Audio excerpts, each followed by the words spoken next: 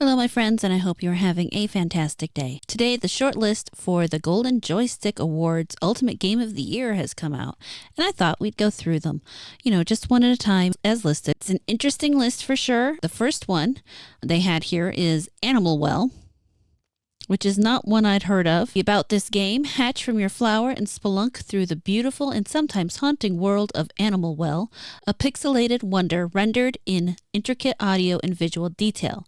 Encounter lively creatures small and large, helpful and ominous as you discover unconventional upgrades and unravel the well's secret. This is a truly unique experience that can make you laugh in fear, surprise, or delight. Explore, illuminate the dark. Dense atmospheric puzzle box world with tons of secrets, light candles for safety and gradually fill out your map, non-linear, explore and collect items in whatever order you choose. I will have a link to all the games down in the description, so if you decide you want to watch the trailers or explore them at all, it'll be there for you. But let's go ahead and move on. Next on the list is Astrobot. As I'm sure you are all aware, Astrobot is the most recent PlayStation exclusive, I believe, to come out based on their cute little Astrobot mascot for the PlayStation 5.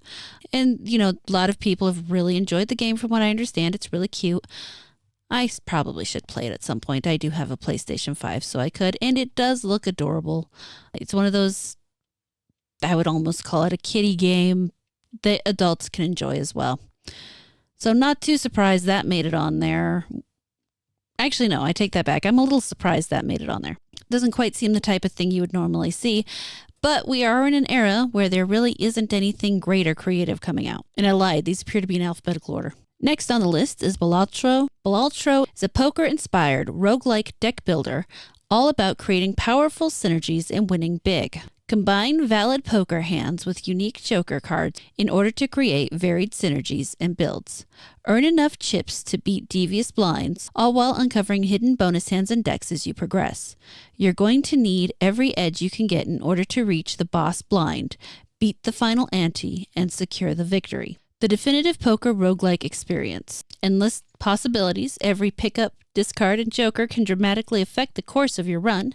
In-depth campaign mode complete with 8 difficulties, as well as challenge and seeded runs. Definitely explore an array of potential tools, different decks, jokers, tarot cards, planet cards, spectral cards, and vouchers. Use the versatile instruments to ignite a combo frenzy and turbocharge your poker hands, crafting electrifying adrenaline-fueled synergies. 150 jokers, each with their own unique abilities, 15 decks with distinct modifiers to choose from for each run, 5 potential variants of each joker which add further abilities, 22 tarot card variants that can enhance your regular playing cards, 11 planet cards that help level up your possible poker hands, 32 voucher cards to help provide permanent buffs for your current run. Holy shit. Immerse yourself in Balro's distinctive psychedelic world.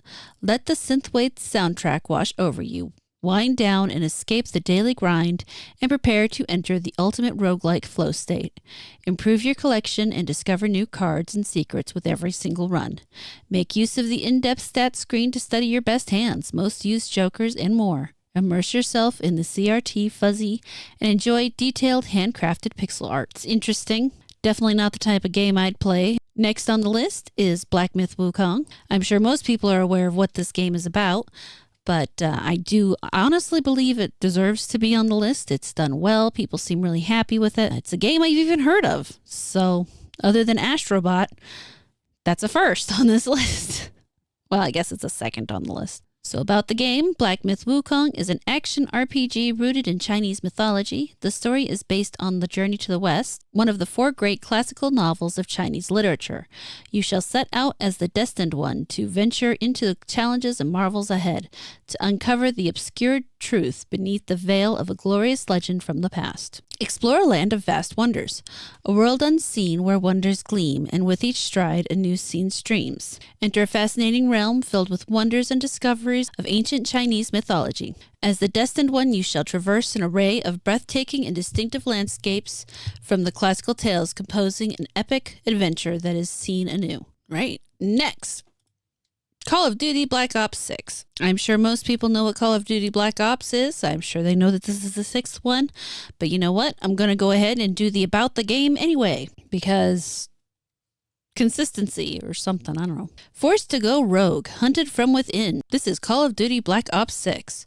Developed by Treyarch and Raven, Black Ops 6 is a spy action thriller set in the early 90s, a period of transition and upheaval in global politics characterized by the end of the Cold War and the rise of the United States as a single superpower. With a mind-bending narrative and unbound by the rules of engagement, this is signature Black Ops. Black Ops 6 campaign provides dynamic moment-to-moment gameplay that includes a variety of play spaces with blockbuster set pieces and action-packed moments, high-stakes heists, and cloak and dagger spy activity. In best-in-class multiplayer experience, players will test their skills across 16 new maps at launch, including 12 core 6v6 maps and 4 strike maps that can be played 2v2 or 6v6. Black Ops 6 also marks the epic return of round-based zombies, the fan-favorite mode where players will take down hordes of the undead in 2 brand new maps at launch. Post-launch players can look forward to even more exciting maps and groundbreaking experiences dropping into both multiplayer and zombies. I mean, it's a Call of Duty game. You know it. Some of you love it. Not my thing. But it's on the list. And then in the what the fuck category, Dragon Age the Veilguard has managed to make the list. Of course, they don't provide any reasoning for this shit. As a mid-video rant inspired by a game that has managed to upset me more than anything in quite a while, I find the rating system on Steam leaves a lot to be desired. It's either positive or negative. There's no in between. So you can't really say, it was an okay game. You either have to say it was a good game or you have to say it was a bad game. Of course, realistically, reviews online don't seem to matter a whole lot. The best thing you can do anymore is find somebody you trust, maybe even watch them play the game, and make your own mind up or watch their review. That's my opinion, though. I suppose I'll go ahead and read the about to keep the consistency. Oh, thank God it's short. Oh, never mind. There's a read more. Fuck. Enter the world of Thetis. A vibrant land of rugged wilderness, treacherous labyrinths, and glittering cities, steeped in conflict and secret magics. Now a pair of corrupt ancient gods have broken free from centuries of darkness and are hellbent on destroying the world. Thetis needs someone they can count on. Rise as Rook, Dragon Age's newest hero. Be who you want to be unless you want to be evil, and play how you want to play unless you want to be evil, as you fight to stop the gods from blighting the world. But you can't do this alone. The odds are stacked against you. Lead a team of 7 companions, each with their own rich story to discover and shape, and together you will become the Veilguard. Save a battered world. Enter Thetis, a vibrant world of rugged wilderness. Wait, is this the same thing? No. Okay, the first sentence is the same thing. The world is teetering on a knife's edge while corrupt gods unleash havoc across the continent. Nations war and factions splinter. Who will you trust? From the Arlanthan forests to the back alleys of Minrathos, there is a broken world. Your actions will affect the fate of Thetis forever. Unless, of course, the next game they decide to ignore all your choices. Not that I'm bitter or anything. Unite the Veilguard. Unite a team of 7 companions, each with rich lives and deep backstories. Okay. These are characters to befriend and even fall in love with.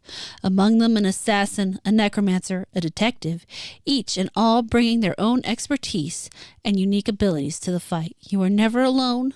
Decide who to take into battle and together face down demons, dragons, and corrupt gods. Become the leader. Select from different races and combat classes. Customize your appearance. Choose your character's backstory and begin your journey as Rook, Dragon Age's newest hero. The choice is yours, within limits. On your adventures, you'll gain new abilities and discover unique, powerful artifacts to enhance your own combat style. Brace yourself. There are tough decisions to be made, allies to inspire, and a fight that needs every sword, staff, and bow you can muster. Sorry, I can't help it. They got some NVIDIA features, controller support. I'm not reading all this because I've already read the bullshit on the images. Warning, see important flashing images and other health and safety information and then there is no information there. Cool. I'm sure plenty of people are going to run right out and vote for Dragon Age the Veilguard. I just know my audience is going to absolutely love seeing this game win the Golden Joystick. So moving on, Final Fantasy Rebirth. I can't say I'm particularly thrilled, but hey, you know, whatever. Final Fantasy VII Rebirth is the highly anticipated new story in the Final Fantasy VII Remake project, a reimagining of the iconic original game into 3 standalone titles by its original creators. In this game, players will enjoy various new elements as the story unfolds, culminating in the party's journey to the Forgotten Capital from the original Final Fantasy VII. Journey continues. Cloud and his comrades escape the city of Midgard in pursuit of the fallen hero Sephiroth. As they travel across the world, they find themselves on a journey that will decide the fate of the planet. In this standalone adventure for fans and newcomers, Cloud and his comrades venture across the planet, their fates unwritten, making each step outside the dystopian city of Midgard fresh and mysterious. That's on the list. I'm not sure how you feel about it. I have feelings, but I know a lot of people like it, so we'll explore my feelings about it at an appropriate time. Next on the list is Helldivers II. Everybody's aware that this was a huge hit when it first dropped, surprising everybody with the gameplay, and everybody really seemed to enjoy it all the way up until PlayStation decided to reenact its PSN requirement, in which case there was a huge amount of drama, people leaving the game in droves, downvoting it to mostly negative reviews. You see it's back up to very positive and mostly positive.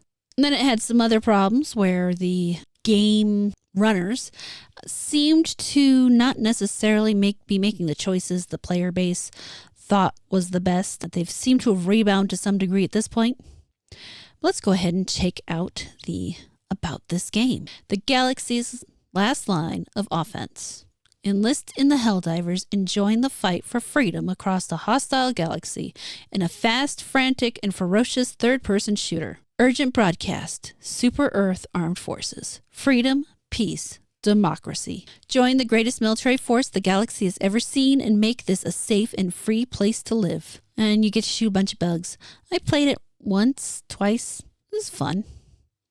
Not really my kind of game. Metaphor Ref Fantasiaio by Atlas. I don't really know a whole lot about this one, so we'll go ahead and head to the about. I will say it's got a shit ton of 5 out of 5s and 10s and 100s. Wow. Of course, that doesn't really mean anything. I have heard a few things about the localization in this game, but nothing that people really found too horribly egregious other than the localization issues. From the creative minds behind Persona 3, 4, and 5 comes Metaphor Ref Fantasiaio, a unique fantasy world where your protagonist will journey alongside his fairy companion, Gallica, to lift the curse from the kingdom's lost prince. Control your destiny, face your fears, and awaken magical archetype powers that lie dormant in your heart. By awakening to an archetype, you will unlock the power to channel and combine the abilities of unique job classes, strengthen your bonds, and build your party to take down powerful foes and discover the kingdom's true nature. Key features. Go on quests, dungeon dive, and hunt treasures by day. Strengthen relationships, build bonds, and increase virtues by night. Choose your actions wisely. Time management is key to achieving your goal. I will say I did play through Persona 4. The time management thing is real. Ride your gauntlet runner to faraway dungeons and towns across an expansive world. Discover beautiful landscapes accompanied by captivating music, immersive UI, and anime cutscenes. I like anime cutscenes. A unique battle system combining turn-based and real-time action grants strategy and exhilaration at every turn. Party customization through archetypes provides freedom to personalize your adventure. A mysterious and exciting story unfolds in a world where people must fight their own anxiety. Join the high-stakes royal tournament that promises hours of captivating exploration and discovery. So, I mean, that doesn't look awful.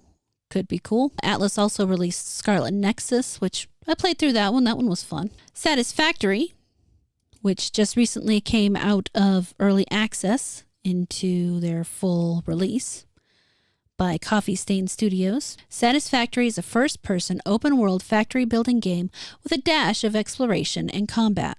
Play alone or with friends. Explore an alien planet, create multi-story factories, and enter conveyor belt heaven.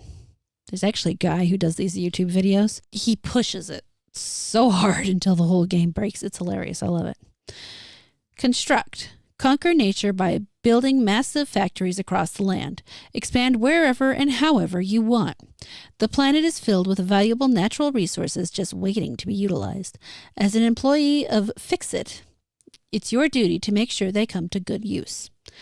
Automate.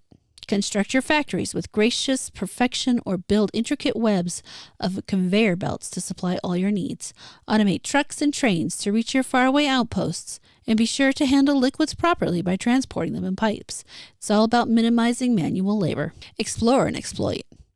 Venture on expeditions to search for new materials and be sure to put everything to good use. Nature is yours to harvest. You have vehicles, jetpacks, jump pads, and more at your disposal to make the exploration easier. Equip the proper safety gear as well, just in case you run into the local wildlife. Features: open world, explore the huge 30-kilometer squared alien planet that is massaged to ABB with its unique fauna and creatures. Co-op, build a factory yourself or share the joy with your friends. Up to you. Factory building, experience building a huge factory from a first-person perspective. Automate and optimize it to perfection for your old personal satisfaction. Customization, customize your factory to your own liking. Build at high altitudes or over wide plains. There's almost no limit in the making of your tailor-made factory. Vehicles. Travel the world with class. Use jump pads, factory carts, jetpacks, hypertubes, trucks, or trains. The choice is yours. The game does look like fun. Actually, yeah, the guy I'm talking about basically built one of these things here in the back. It was fucking hilarious. I think they might have used...